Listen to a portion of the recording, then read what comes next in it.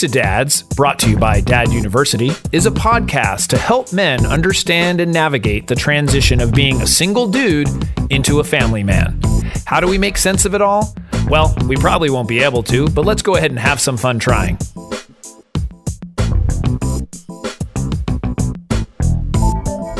And we are back. We are back. I'm Jason Kreidman. I'm Alan Bush. And this is Dudes to Dads, episode 171. Mm-hmm. Wow. Wow. Keeps doing it every time now. 171. It's always a surprise. It was 160, then 161, and then 162. Wow, that's how math works, right? I know. We're always impressed. Numerics. We're impressed with ourselves constantly. Today's episode, 8 life lessons that every dad should teach his daughter. Oh, there we go. You know, this was interesting. I wanted to create an episode essentially that I'm talking to my daughter. Like, here's, this is me talking to her. Mm-hmm. And so for the dads listening, it's the idea that, if you're really good at communicating and you can take these points and actually say it yourself, that's awesome. Like, go for it. However, you can also listen to this podcast with her and use it as a reference for talking points and use it and saying, okay, now, honey, I want you to listen to this. And you guys can listen to it together. So that's what this episode is about. Right. It's kind of from the perspective of me talking to my daughter. And so that's the way that I will approach these life lessons. Cool. So we're going to cover 8 of these life lessons that I felt were really important, that I certainly want to make sure my daughter understands. So here we go. Ready? Yeah. Let's take off. Number 1, you are capable of solving problems yourself. Mm-hmm. So you really don't need to depend on anyone.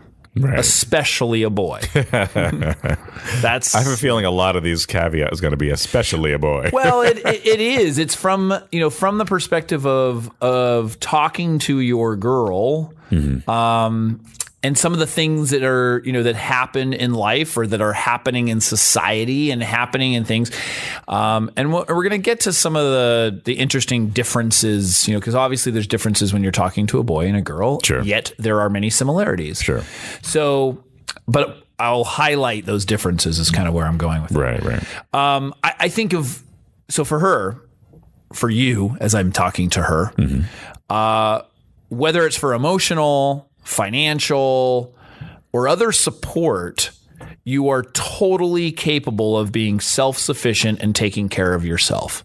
And that's something that I really want to instill, is that she's capable. She can do things herself. She doesn't need anyone else to accomplish things. Right. She can do it herself. Yeah. Totally self-sufficient. So that's a very important thing. Number 2, you are perfect the way that you are. So every person is unique and perfect in their own way. And so nobody, including friends, family, media, anybody else, gets to dictate what perfection is. Right. We hear a lot of things of how a woman should be, or a woman should look, or a woman should act, or magazines, television, everything. Just especially women. It's bad enough for guys, but like with women, it's so bombarded in the media and throughout entire life. Yeah, it's thrown at them. And so for her, I want her to know that you are perfect the way that you are. Now, dads, men, this is probably the most important out of all of these life lessons. For her self-confidence, or I should say self-acceptance, how a dad treats his daughter, views his daughter, speaks to his daughter, is so important and is so impactful on how she sees herself and how other men will treat her, and how, all kinds of things. So let her know that she is perfect the way that she is, and don't ever criticize anything that has to do with her physical appearance. Even, you got to keep it from the personality type. I mean, all of those things, you have to understand of how impactful your comments are. And I've talked with women who have said that like things that their dad has said when they were a kid has stuck with them forever. Yeah. You know, they're 40-something-year-old women. Yeah.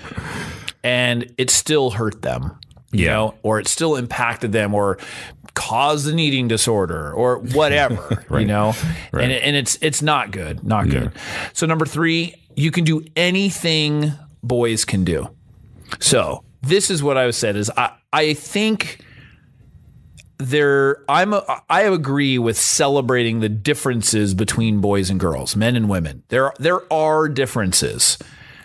But I think what is different makes us great. You know, we approach things often differently. I mean, it's lots of the topics we talk about here. Sure. You know, and so I think it's important for, you know, because people will say, well, no, they can't necessarily do this, this, and this. But I don't want anyone telling them that they can't. Mm-hmm. So you won't hear me say that's for boys. You know, if my daughter wants to work on cars, learn martial arts, shoot a basketball, whatever, I'm not going to limit her, and I don't want anyone else to limit her either. Mm-hmm. So, you know, you can do anything that boys can do. Yeah. And I think my daughter knows that. Yeah. Hence, she does martial arts. She does. Number 4, stand your ground. Mm-hmm. This is important in that you have a right to believe whatever you want. And protect and defend yourself as well as those you love. Mm-hmm. Your view or views are just as valuable as anyone else's. And so I think what happens is oftentimes because males have a tendency to be very strong and dominant in some cases over the woman, that a woman often feels like her view isn't heard, or that she's not being, you know, and there's a lot of stuff of what's going on. There's movements now and different things happening because of that, that women didn't feel like they were being heard, or that they didn't feel like they were able to say what they wanted to say. And I think that's for anybody and so standing your ground sort of covers that. It's just, you have the right to believe and believe in what you want and protect yourself and defend yourself. Number 5, your affection is yours to give. So you have control over your body and you get to choose who you want to give affection to. Mm-hmm. You should never feel obligated. Now, and this is even with family. Mm-hmm. So I do believe in that, where we as parents will often say, oh, give your aunt whatever a hug. Sure. You know, and sometimes when they're a baby and whatever. Yeah. Now, is that really damaging? I don't know that it's too damaging. No. However, it is not giving them control over their affection. Right. And so there are proponents, and I've now been reading more and such, of saying, I've actually, you know, as long as they understand you and can talk and do that, right. of saying, hey, you know, are you okay with giving Nana a hug? Or are you okay with, you know, whatever? And allowing them to say, yeah, you know, but if they say no, you're not forcing them to do it. Right. You know, I do think showing affection for our family is important, but they're going to learn that by seeing everyone else do it, you know, and if they need to feel comfortable with it. Yeah. And so from a very young age, if a girl learns that it's her power, she has the power to be able to do that, that is going to go with her and be very, very powerful as she gets older. Yeah, and deals with different types of people and people outside of the family. Right. Yeah. So she should never feel obligated, like I said, even with family, to give hugs or kisses. You know, your affection is yours to give. You get to control it. Right. Number 6, be empathetic. So you need to learn to put yourself in other people's shoes. And this could include even helping people, understanding somebody else's perspective. You know, oftentimes you're not going to, you know, you have to put yourself in other people's place in order to often understand them. Sure. And so that's important. And realize how powerful empathy is and what you can do with it and the relationships that you can build as a result of that. Mm-hmm. So that's an important one. number 7, respect yourself and others. So you need to know your worth and learn how to say no. Yeah. It's something where you are allowed to say no in whatever you're talking about, whatever you're faced with, and know that it is okay, and that, like I said, you're valuable and you get to say no if you don't want to do something or say something or be something or whatever. For other people, you may not always agree with someone, but you do have to allow them to express their view. Yes. And that's often a respect for others. Whether it is respecting their view, respecting how they are, or what they want to do, whatever. It doesn't mean you have to agree, but you do need to allow them to express it. Yeah, exactly. In that aspect. Yeah. So that's important too. And then number 8, you are in charge of your emotions. So you are the one who decides what something means. You get to choose your story and how things affect you. Mm-hmm. So we have gone over emotional intelligence and how the fact is that we have the ability to control, or I should say decide, how things affect us.